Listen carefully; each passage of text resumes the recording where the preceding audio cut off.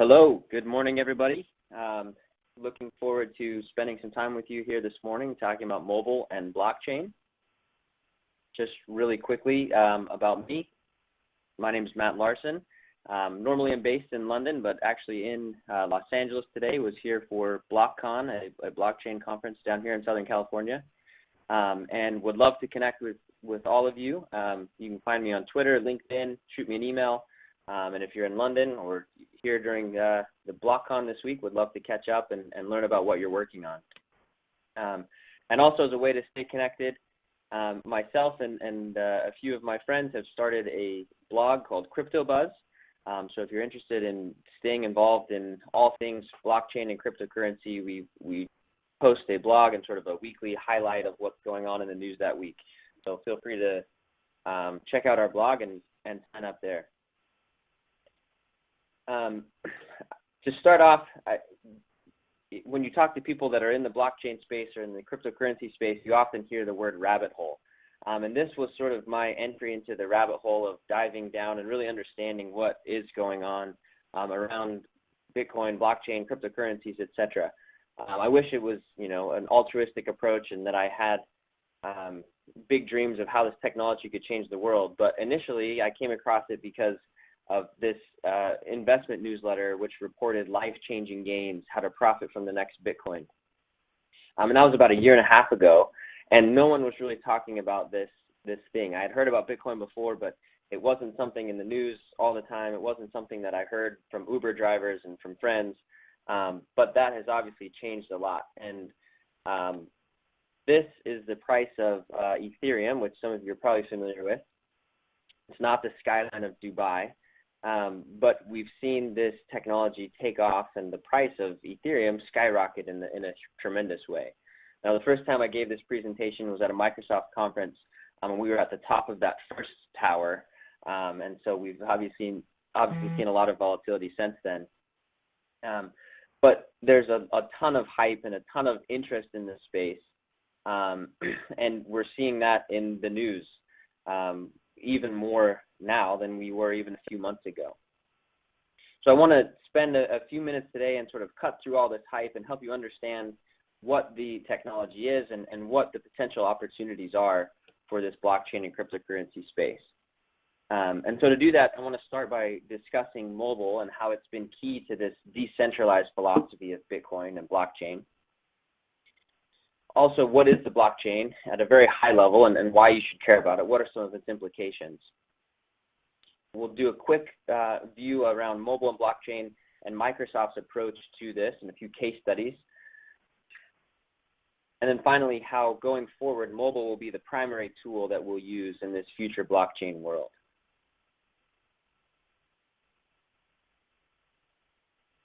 So we can't have a blockchain presentation without talking a little bit about Bitcoin.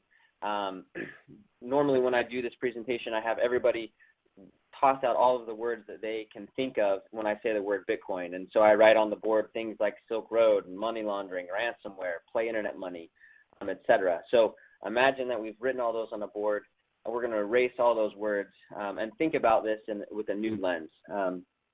And primarily, I want to think about the openness and the permissionless innovation that's possible because of the blockchain.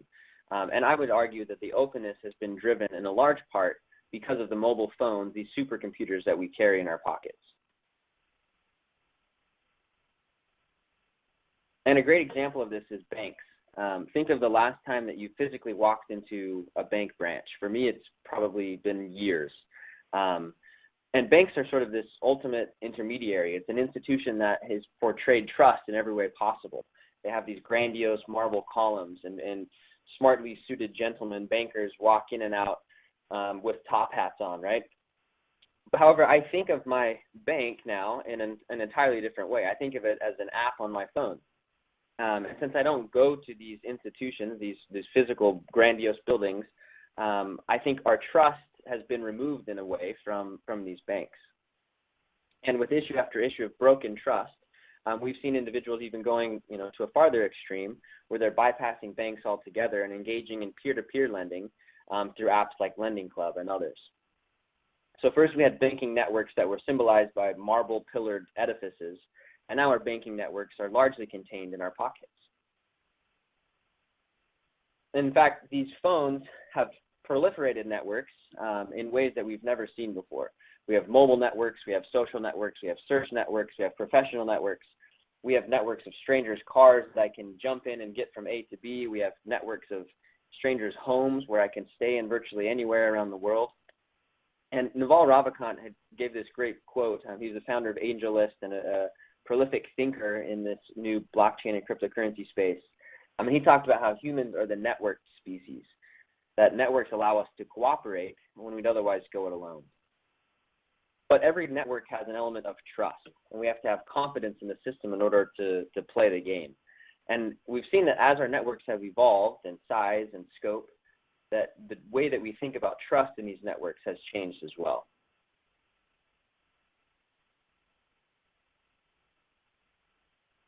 Rachel Botsman is a excellent speaker and professional around this concept of trust, and she's given us this great framework to think about how trust has evolved over the years. So if we go back to the 1800s, trust was largely local. It was built around close relationships. If I needed to borrow money, I would go to my friend or a local banker, and he would lend me money because he knew who I was. And if I didn't pay him back, it would be very difficult for me to go to somebody else in the community because my reputation would precede me, and people would no longer want to do business with me. So this worked in a very close-knit community, but it obviously doesn't scale very well. So as business became more global, we began to put trust in third-party institutions who didn't know us as individuals. And this friendly local banker was replaced by some black box system of authority. And we're now moving from this institutional trust into these distributed systems. And I think this has been brought about in large part because of the proliferation of these mobile phones. And a great example of this is the news industry. If we think hundreds of years ago, news was really only delivered locally by reporters in your town newspaper. We didn't know what was going on in the rest of the country because technology just didn't permit it. But with the invention of the telegraph, we were able to share information between different cities. I could all of a sudden understand what was going on from New York to San Francisco or London. But big newspaper institutions saw that this opportunity to monopolize the telegraph. And again, we ended up having to put our trust for news in a few black box systems of authority. Today, I get most of my news from Twitter. And this is largely, anybody who has access to a mobile phone and the internet can share news in 140 characters or less. And this is truly a global distributed network. So we're seeing these distributed systems permeate our lives in entirely new ways. And as Rachel Botsman says, we've stopped trusting in institutions and largely started trusting in strangers. And is it any wonder we've stopped trusting institutions? I failed to update this slide since the last time, but we've obviously had this fantastic Equihack. And we've seen, Yahoo came out and said that actually there's more than 500 million accounts that were stolen. It was virtually every single user on their database. We've seen, data breaches, fraud, abuse in the workplace, etc. And so if you feel, that you distrust institutions, you're not alone. Edelman conducts an annual survey where they ask people to rate on a scale of 1 to 9 their level of trust for these different organizations, NGOs, business, media, and government. And as you'll see, this trust has been eroding quickly. And with media and government, we're well into the distrusted territory. So trust is truly crumbling. Trust in the system is truly crumbling.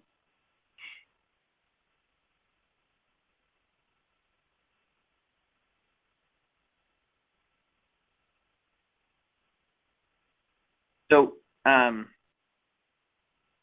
but who are these institutions in our daily lives? We're surrounded by third parties, from banks to governments to social media. It's nearly impossible to avoid interacting with intermediaries at some level. In fact, I was talking about this concept with a friend the other day, and she said, well, when I go to the grocery store, I just swipe my credit card, and there's no intermediaries involved. So really we've become so used to people, these intermediaries in our lives, that we barely even notice them anymore. But what's the problem with all these intermediaries? What's wrong with this situation? There's a few main problems when we have introduced intermediaries in such a wide way in our lives. First is costs. Intermediaries take a piece of the action, and we end up paying the price.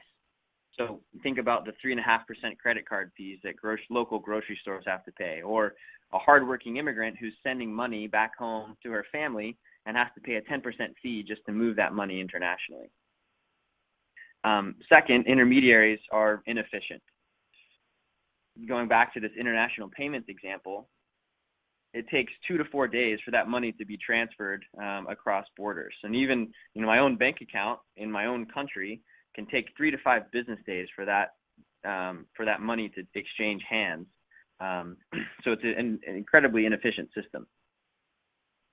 And third, intermediaries are exposed to a huge amount of risk because everything is stored and centralized in one location. There are these honeypots for hackers, and they walk around with targets on their back because all of this information or this value is stored in one central location. So why have we put up with these institutions and these costs and risks for such a long time? Largely because we didn't have any other options. And this is due to something that's called the double spend problem that we see in a digital world. So you've probably heard this concept before, but quickly to review, as an example, if I had a gold coin and I wanted to give that to somebody that was sitting here next to me, it would be very simple to do that. The value is transferred. I have the coin, I give it to him, I no longer have it, now he has it to spend, right? But doing this in a digital way is a bit different. It works with information, emails, photos, Word documents. I can send those to anybody that's on this call, but you have a copy and I keep a copy. And that's fine for information, but when I'm trying to send things of value digitally, it's important that I don't still have a copy of a $5 bill that I send to someone else. I can't really spend something that I've given away. And this problem, this double spend problem, has vexed computer scientists and researchers for many, many years. And we haven't been able to have digital scarcity. But all that changed on January 3rd, 2009. And I think that future history books will talk about the world before and after that date as a huge moment of progression in our society. And that was the first time that individuals were able to transact with one another digitally without the need of an intermediary. That was the genesis block of the Bitcoin blockchain. So Bitcoin, we don't need to talk a whole lot about it. It's a digital asset. It goes up and down. But the way that I like to think about it is that we're moving largely into a digital world. And just as when we're moving from one country to another, if I'm going from the US to the UK, I change my dollars for pounds. If I'm moving into a digital world, we need a digital currency that enables us to interact with it's native to the platform that we're in. So I want to, with that as a stage setting, I want to dive in and talk a little bit more about the underlying technology of Bitcoin, which has come to be known as the blockchain. So what is blockchain and why should we care about it? If there's one thing that you take away from this session, it's this quote from The Economist, that simply put, the blockchain, it's a machine for creating trust.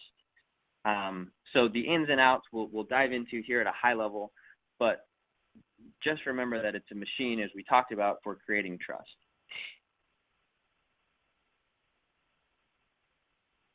If we look at what a blockchain is, there's sort of 4 main components.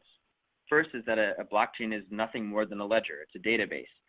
It's a write-only database, so you can't amend information. But if you need to make changes to it, you'll need to write something new to the database. But it's just a list of transactions. Blockchain is also a shared database, meaning that everybody has access to it. Everybody can see all of the transactions in this database.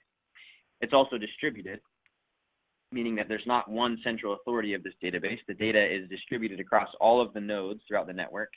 And then finally, it's incredibly secure because it's using cryptography at the highest levels to make sure that all of this information remains secure. Now, let's walk through a quick example of how this works. If we were all in the same room, we'd have this example a little bit better, but say that everybody pulls out their phone or their computer and writes down these 3 transactions. Greg sends Bill $70, Greg sends Alex $15, Jane sends Bill $20. Now, if we did that, everybody would have a very simple ledger on their own devices. And this ledger would be a shared ledger, right? It's not just stored in one central location. It would be shared, and everybody would see that Greg owes this much and Bill has this much, et cetera, et cetera. And this database, again, it's distributed, meaning all parties have access to it.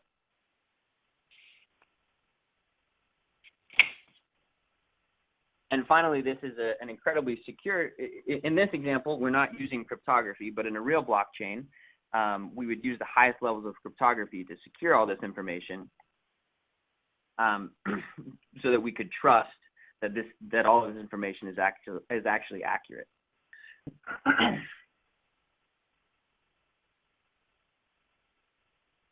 Now, in a real blockchain, all of these transactions, every 10 minutes, are grouped into a block.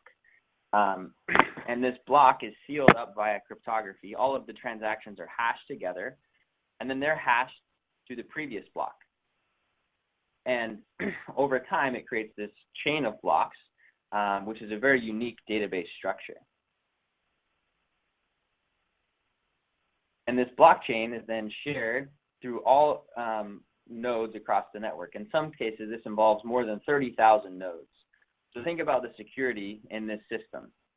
In order to change anything in this database, not only would you have to change the transactions in a single block, you'd have to change the transactions in every previous block along the chain so that everything would add up. And not only would you have to do that on one computer, but you'd have to do that on every single node across the network, hacking over 20,000 computers instead of just one. So this creates an incredibly secure, what's often referred to as an immutable ledger, an immutable source of truth. So there we go. At a high level, we understand what blockchain is. But so what? What can we do with this? Now we can, we've seen the democratization and sort of blockchain used to offer cryptocurrencies, things like Bitcoin. But beyond that, we can represent now anything digitally that has value, whether that's the keys to my house, whether that's my identification, maybe that's the digital rights to a piece of music. We have introduced this concept of digital scarcity that we've never had before. Anything that had ones and zeros could just be copied, and it was very difficult to maintain the rights to things digitally. A blockchain allows us to have this digital scarcity and allows it to be represented in a totally secure and transparent way across the network.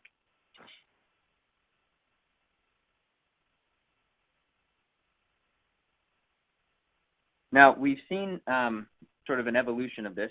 Bitcoin, as I mentioned, was the first iteration of the blockchain.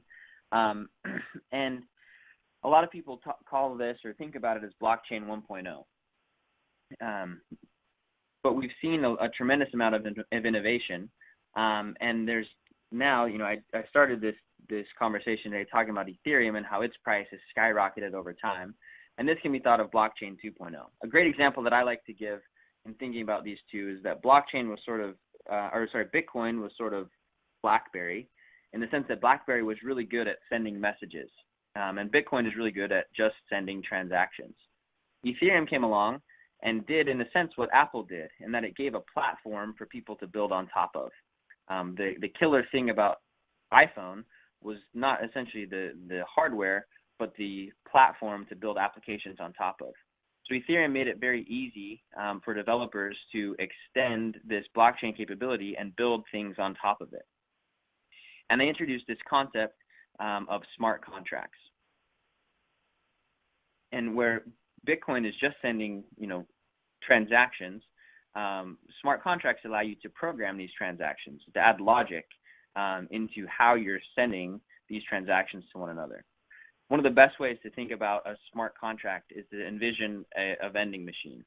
A vending machine, is sort of the simplest form of this. I put in $1, I push a button, there's logic that the machine can understand, and it gives me a drink and gives me back a quarter if there's change needed, and all of that transaction has been automated away. And that's exactly what's happening with a smart contract that's on a blockchain. We'll talk about a couple examples of these in just a second, but that's a great way to think about smart contracts, is in this context of a vending machine. So now that we've got Bitcoin, we've got Ethereum, we've got smart contracts, we've got a blockchain, what does all this mean? What are the implications of this, and why should I care? The World Economic Forum recently conducted a survey, and they found that the expectations are that at least 10% of global GDP will be stored on blockchain platforms by the year 2025. So today, given Bitcoin and cryptocurrency market and the number of private blockchains that are out there, we probably have between $100 and $200 billion worth of value that's being stored on blockchains. 10% of the GDP globally equates to roughly $8 trillion. So there's obviously a lot of room to grow. This is something worth paying attention to.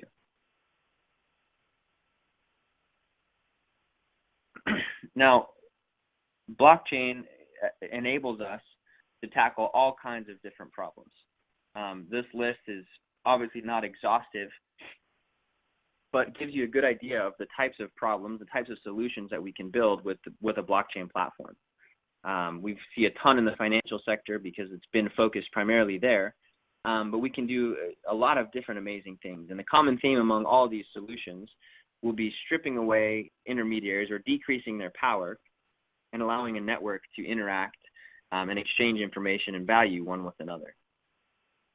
So just to highlight a couple of examples here, one that I'm really excited about is in the global remittances industry. Globally, each year, we're remitting about $600 billion worth of value for individuals that are sending money from country to country throughout the world. And the traditional way, using things like Western Union, it's been very expensive, can be up to 10% of costs, and can take a long time to send this value across the globe. Abra is a really fascinating example where if I have, say we have Roberto who's from the Philippines working in the United States, sending home money to his mother, instead of this traditional approach, Roberto can use Abra to send money over the Bitcoin rails. He, gives dollars into the network. It's transacted over the Bitcoin rails, and then his mother in the Philippines can work with an Abra teller. Sort of think of an Uber-like interface where it finds a teller on a map. They bring her Filipino pesos, and this transaction happens for very, very low fees because it's going over the Bitcoin rails, and it's a very fast way. This can happen in 5 minutes instead of taking 2 days for that value to be transacted. Another really interesting example in the smart contract space is this company called Etherisk. And compare this to the traditional insurance industry. One of the biggest problems with insurance is that it's very difficult to know that something actually happened. We spend a lot of time, filing insurance claims and dealing with insurance companies because there's a lot of fraud that goes around this. Etherisk is started first on the flight delay industry. So they take all of the data around flights and delays, and if I want to purchase flight insurance, I can pay into a smart contract, and then if my flight is delayed at all, it will automatically pay me back the value for which I should be compensated. I don't have to call up a customer support. I don't have to file a claim. All of the data is just automatically fed into the smart contract, and value is paid out when it should be. Another really exciting example is land titling, and we're seeing this happen already in places like Georgia and Sweden and Honduras. Hernando de Soto is a very famous economist, and he estimated that one of the biggest problems that we have in society is dead capital. So people don't have a legal title to their own assets. and he estimated this at $20 trillion. And if we could solve this one problem, we would lift all kinds of people out of poverty. So just think about being able to, instead of some systems in some old government office where paper is just, titles to land are written down on paper, we now have an immutable, secure ledger where we can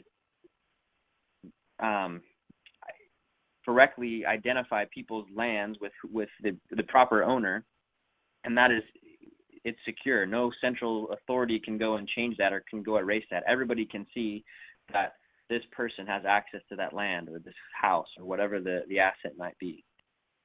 So it gives us tremendous opportunity in the ways that we can tackle these problems.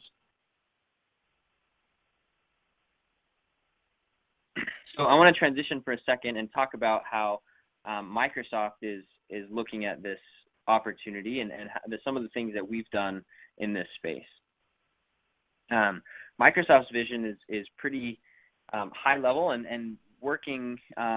We've chosen to be a bit agnostic in terms of which platforms that we support. There's a lot of different blockchains. We've talked about Bitcoin, we've talked about Ethereum, but there's a whole host of different solutions. One such as the R3 Corda blockchain. There's the Enterprise Ethereum Alliance. IBM has their own Hyperledger. And so Microsoft has taken a chain agnostic approach. So the services that we introduce can work on all kinds of different blockchains. And we focused on the middleware layer. So, you can use the Azure or the Azure Stack to run blockchains on your own stack, or you can host that locally or you can host that in the cloud with Azure. But the true value add is in this middleware layer. So focus on these purple blocks here. So we provide things like identity and key management. Identity is a huge opportunity for blockchain to solve. And so we give people the ability to have their ID hosted or ID registered and written cryptographically on a blockchain. Also, there's a lot of services in Azure around machine learning and cognitive services that you can improve these blockchains that you're building. And then one of the key points is around cryptlets. So we'll need to bring information that's off-chain and be able to interact with that on-chain.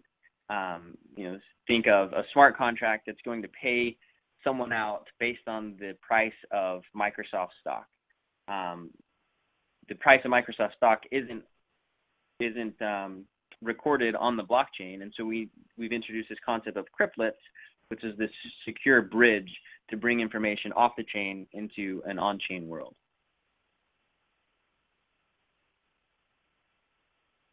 So Microsoft, again, is chain agnostic, focusing on the middleware, and then we're really encouraging participation in things called consortiums. So instead of a full public blockchain with trustless, nodes all over the world, sometimes enterprises are going to want to interact with people that they already can, have a certain level of trust. And so these are where consortium blockchains come into play. And we've also introduced the COCO framework, which brings scalability and confidentiality and governance to a blockchain type system, where enterprises need this database-like performance. Public blockchains tend to be somewhat slow in the number of transactions that they can process because of proof of work and because of all of the security that needs to happen. And so to sort of think of this dial that you can turn down to have slightly less security when you can know that you're trusting the players that are in your consortium, so that you can have increased performance. You can have confidentiality. Enterprises aren't going to want their competitors and their partners to know all of this information that we would normally get in a public blockchain because the transparency is so great. So Microsoft in the COCO framework has given you the opportunity to have permissions around who can view what types of information that you're sharing in this framework-based blockchain. And I'll have some resources at the end of this presentation for people to go and learn more, and happy to chat more around the solutions that Microsoft is providing for this enterprise blockchain world. So in the few minutes that we have remaining, I wanted to talk a little bit about how mobile fits into this whole story, and how in this future world of blockchains everywhere, how mobile will end up being the primary tool we use to interact with this future world. So if we kind of look back in history, we can see that the adoption of the internet was largely driven because of PCs. We wouldn't have been able to have this without the tool being the personal computer. And that's how we access these superpowers of the internet. We're seeing the same thing happen today, but this time the internet is blockchain, and a lot of people are calling blockchain this internet of value. It's this next internet. And I would argue that this time around, the tool that we'll use to access this new internet is mobile. And mobile, much more than PCs, is a global phenomenon. By 2020, we're estimated to have 6.1 billion smartphone users. That's roughly 70% of the world's population. And so the PC was sort of restricted to relatively few people. But we've never had a device that's been so personal as has the mobile phone been, and it's never been as widespread. So the potential for this next internet, this next superpowers of the blockchain, this internet of value, I think are even greater because of the widespread adoption of the mobile phone. And a great example of this is to look at Asia, China specifically. And as often happens with technology, the players that were slow to adopt the previous wave are often the first to adopt the next wave of technology. And we've seen this happen with China and mobile. I think of myself as a largely mobile-first individual. I tend to only use my phone when I leave the house. I pay, I live in London, I take the tube, I use my phone, I pay for my food using my phone. Much of my world revolves around my mobile device. But I think this pales in comparison with the way of life of mobile users in China. Their entire infrastructure has been designed from a mobile-first perspective. And there largely revolves around one application, which is called WeChat. And WeChat has 800 million monthly active users. 90% of those are in China. And they can use WeChat to send money, to order taxis, to have food delivered, pay traffic bills, etc. You go to a local food market, every vendor will have a QR code on the side of their truck, and you can pay by scanning that QR code, and the app that you use that is obviously WeChat. In the West, I've seen that we largely don't even know what QR codes are or how to use them. I was recently at a park in London, and there's this concept of a talking statue where you could scan a QR code and would play an audio clip about this statue. And above the QR code, there was the word tap. And I saw this lady walk up and with her foot tap this QR code. Obviously, nothing happened. So in the West, we don't really know what QR codes are. We don't know how to interact with them. If we saw one and we did know what it is, which app are we going to use to interact with it? In China, that's WeChat. And nowhere is this mobile adoption more prevalent than in comparing sort of the mobile payments landscape.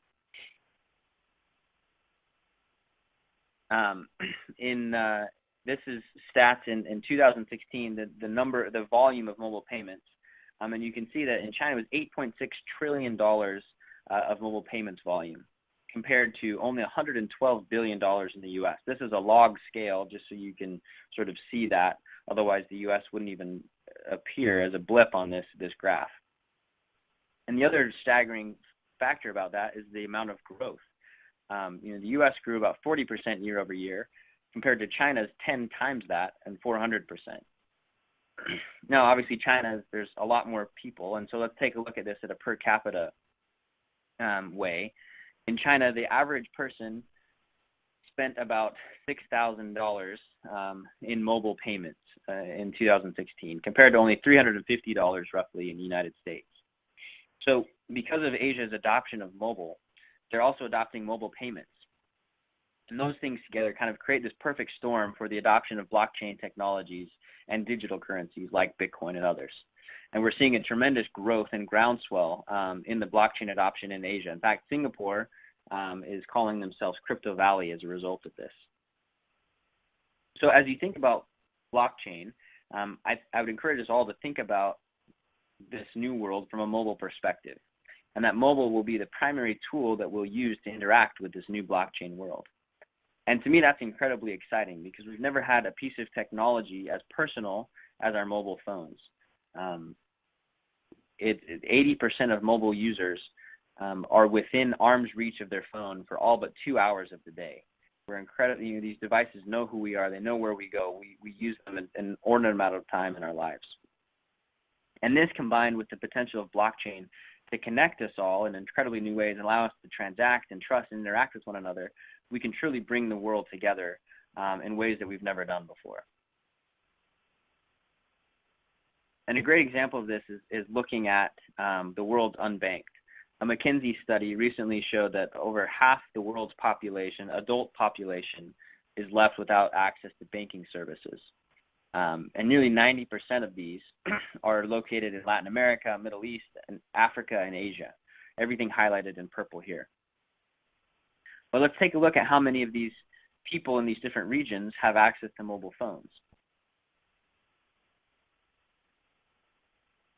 In Latin America, only 35% have access to a bank, but 73% have access to a mobile phone. In Africa, similar story, 20% with banking access, 70% access to mobile phones. In Asia, 70% access to phones, while only 41% have access to a bank. So Bitcoin and other blockchain-based technologies can truly be a global asset of value. If we look at other assets, like a $100 bill largely doesn't have any value to someone who's in Africa or someone in other parts of the world. Even things like Apple stock, the largest, the most valuable company in the world, it's held by very few people, relatively speaking. Bitcoin and other technologies like it can have value for everyone on the planet that has access to a mobile device. And so we've never seen some digital asset have value to a potential amount of people. So a farmer now in Malaysia can potentially conduct business with people in the Netherlands. Blockchain has this ability to knock down borders and allow us to trust and transact with one another like we've never done before. So to conclude here today, I want to just harken back to this concept of blockchain being a machine for creating trust. And we're evolving into a world of distributed systems, and the blockchain combined with mobile gives us the best tool to introduce more trust to these systems. We can stop trusting only in institutions and begin trusting in each other all over the world. So thank you for participating here in the webinar today. This presentation is an attachment in the webinar, so feel free to download that, connect with me. These are some great places to discuss and experiment. As I mentioned, these Microsoft frameworks and forums, and we'll be happy to chat more with all of you and dive in a bit deeper in this space. It's an exciting new world, and wish you the best as you learn more about it. Thank you very much.